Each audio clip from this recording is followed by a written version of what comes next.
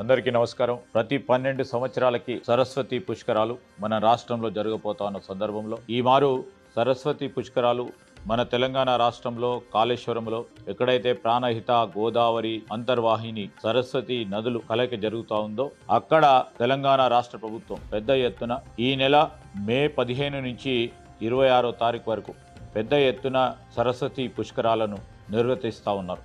దీనికి ఉన్న ప్రత్యేకమైన విశిష్టత గురించి అనేక మంది పెద్దలు కాళేశ్వరంలో జరుగుతూ ఉన్న ఈ సరస్వతి పుష్కరాలకు సంబంధించి పండితులందరూ కూడా ఈ నదిలో ఈ సమయంలో స్నానం చేస్తే ఏ విధమైన విశిష్టత, పుణ్యము అందరికీ రాబోతుందో వారు ప్రత్యేకంగా కూడా తెలియజేయడం జరిగింది. దీన్ని పురస్కరించి లక్షలాది మంది ఈ పుష్కరాలకు రాబోతా ఉన్న సందర్భంలో రాష్ట్ర ప్రభుత్వం అన్ని తీర్ల ఏర్పాట్లు చేస్తూ ఉంది. ఈ ఏర్పాట్లకు సంబంధించి మొదటగా అక్కడ ఉన్న వసతుల విషయంలో కానీ దాంతోపాటు ప్రత్యేకంగా మొట్టమొదటిసారి తెలంగాణ రాష్ట్ర ప్రభుత్వం ఒక టెంట్ సిటీని ఏర్పాటు చేయాలని సంకల్పన చేసి అక్కడ టెంట్ సిటీ కూడా దాదాపు 50 టెంట్లతో కూడుకున్న టెంట్ సిటీని ఏర్పాటు చేయబోతా ఉన్నాం. దేవాదాయ ధర్మ శాఖ మంత్రి గారు కొండ సురేఖ గారి ఆధ్వర్యంలో, మరి ముఖ్యమంత్రి గారు రేవంత్ రెడ్డి గారి ఆధ్వర్యంలో ఈ టెంట్ సిటీ మొట్టమొదటిసారిగా మన తెలంగాణ రాష్ట్రంలో జరుగుతూ ఉన్న ఈ గొప్ప పుష్కరాలకు సంబంధించిన ఏర్పాట్లో ప్రధానంగా ముందుకు తీసుకెళ్తూ మరొక ప్రధానమైన అంశం, ఈ రాష్ట్రంలో మొట్టమొదటిసారి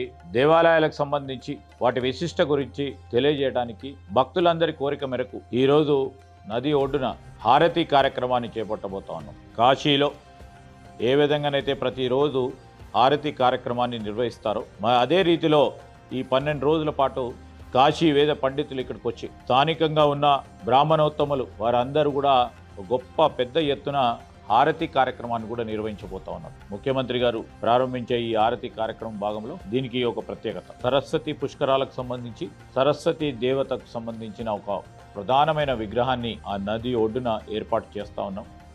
ఆ విగ్రహ ఆవిష్కరణ కూడా గౌరవ ముఖ్యమంత్రి గారి చేతుల మీదుగా మేము ఆవిష్కరణ చేయబోతా ఉన్నాం.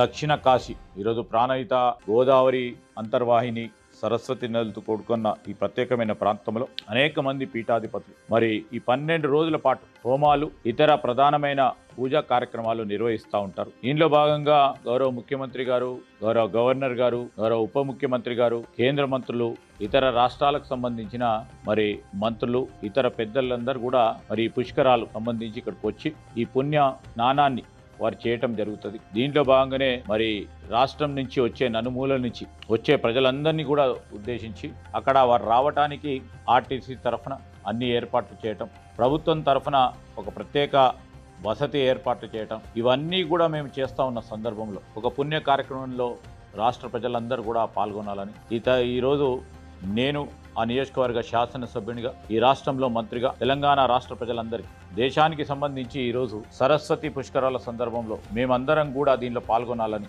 ఆలోచన చేస్తూ ఉన్న భక్తులందరికీ మేము మనవి చేస్తూ ఉన్నాం. ఈ రాష్ట్ర ప్రభుత్వం తరఫున మీరు కూడా రండి, తరలి రండి, ఈ పుణ్య కార్యక్రమంలో పాల్గొనాలని మీ అందరికీ కూడా మనవి చేస్తూ ఉన్నాం. నమస్కారం.